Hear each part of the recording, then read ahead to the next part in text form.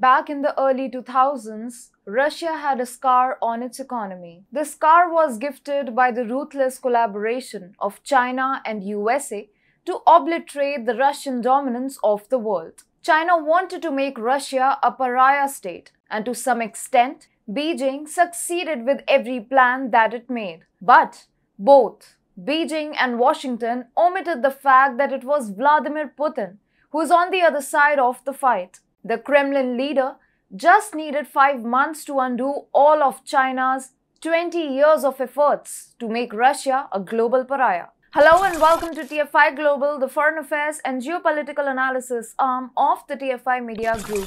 I'm your host Vedika, and if you haven't subscribed to the TFI Global channel yet, hit the subscribe button and press the bell icon to receive all the latest updates. China's relationship with US has always been an enigma for global analysts. The two global superiors are always head-on-head when it comes to news. But there happened a time when the bonhomie between the two climbed an all-time high. It was during the Barack Obama administration that the Chinese economy climbed all ladders of success and got the fame that no other president of US could have helped China achieve. The relationship between the United States and China is the most important bilateral relationship of the 21st century.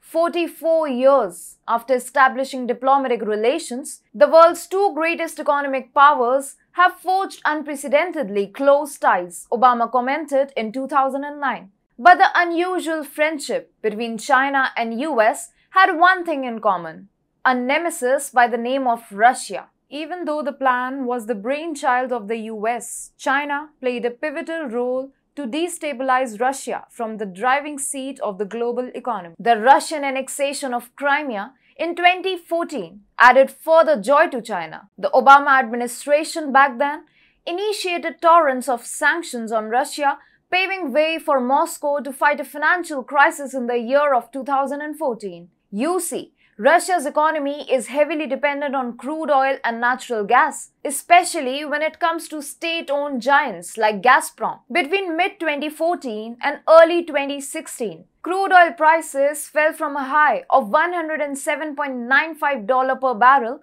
to a low of $29.16 per barrel, cutting deep into the country's major source of revenue. With the currency in a tailspin, Russian companies found it increasingly difficult to repay foreign-denominated debts. More than Obama, the real joy bloomed in the Far East land of China. Beijing was arduously working to cut out Russian strength for years, and Crimea happened to be a dream come true for Beijing, to leap into dominance along with the USA in the global economy. But Beijing's run of dominance had a short lifespan.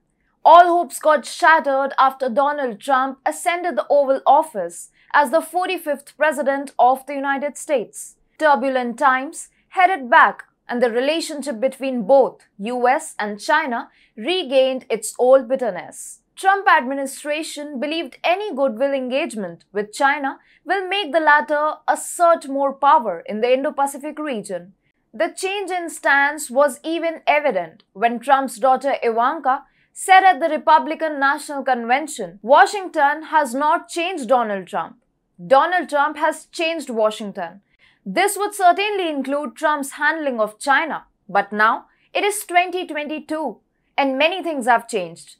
In late February, the biggest skirmish of the decade took place in Eastern Europe, which remains a potboiler on the global stage to date. The single move to conduct a special military operation in Ukraine has changed the fortune of Vladimir Putin's Russia. While China thought they were gifted with yet another opportunity to batter Moscow, the plot had a different story to tell. No number of sanctions penetrated the Russian bulwark of defense. America and Europe's combined effort to crucify Russia has turned into a sad story. Sensing the Russian dominance in the war, the world is now trading with Russia for oil and gas at an unprecedented level, making Moscow easily outgun the dominance largely held by US and China on the global stage. Meanwhile, Putin had a score to settle with China that he always kept in his mind.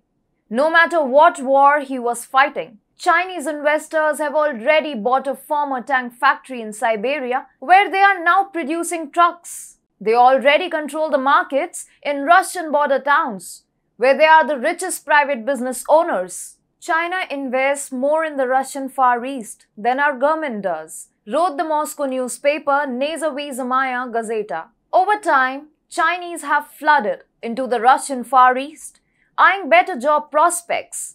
But the real reason for the influx was the untapped resources in minerals, including coal, petroleum, natural gas, diamonds, iron ore, and gold that are safely secured in the isolated parts of Siberia. The Chinese Communist Party is investing billions in the northern border region, and Russia has now found the timing to be acute to give the desired response. Make no mistake, Russia may even use tactical nuclear weapons to fight the Chinese. Former US diplomat Dr. John Callahan said, "Let's say the Chinese invaded Siberia right now. There's a fair chance that the Russians would just turn the keys and launch the nukes, because they would have to completely disengage from Ukraine and somehow, on their creaky, pathetic logistics system, get their forces halfway around the world to fight the Chinese." The war in Ukraine is reaching its tail end, and it seems Moscow will not recline in the comfort of victory but will open new chapters of rivalry with China to get complete control over Siberia. And to make things more catastrophic this time, the war will go nuclear.